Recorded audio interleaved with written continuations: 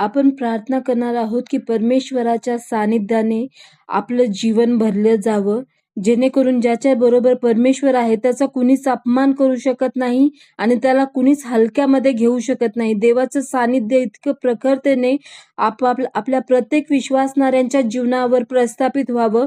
पहिले तर देवानी आपलं शुद्धीकरण करावं, त्याच्यानंतर त्याच्या आत्म्याचा व सामर्थ्याचा वर्षाव आपल्यावर करावा आणि आपलं जीवन हे त्याच्या सानिध्याची जागा बनावं. जसं की माझं शरीर पुनरुत्थित ख्रिस्ताचं मंदिर आहे. ख्रिस्ताचं मंदिर आहे म्हणजे ख्रिस्त त्याच्यामध्ये राहतोय ना, तर ते सानिध्य परमेश्वराचं आपल्यामध्ये असावं आणि त्याद्वारे काय होतं ते आपल्याला 15व्या वचनामध्ये पाहायला मिळतं. यशया 52:15, राजे त्याला पाहून आपले तोंड बंद करतील, कारण कोणी सांगितल्या नाहीत असल्या गोष्टी ते पाहतील, त्यांच्या कानी पडल्या नाहीत असल्या गोष्टी त्यांना कळतील.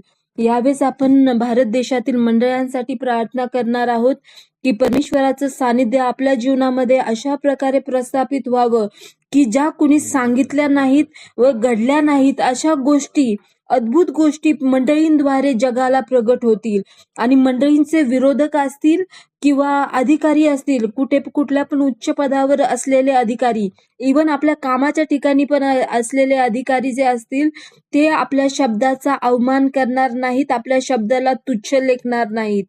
ही कृपा प्रत्येक मंडळींवर, विशेषतः जो त्याचं भय धरतो, त्याच्यावर सर्वस्वाने प्रीती करतो, त्या प्रत्येकावर यावी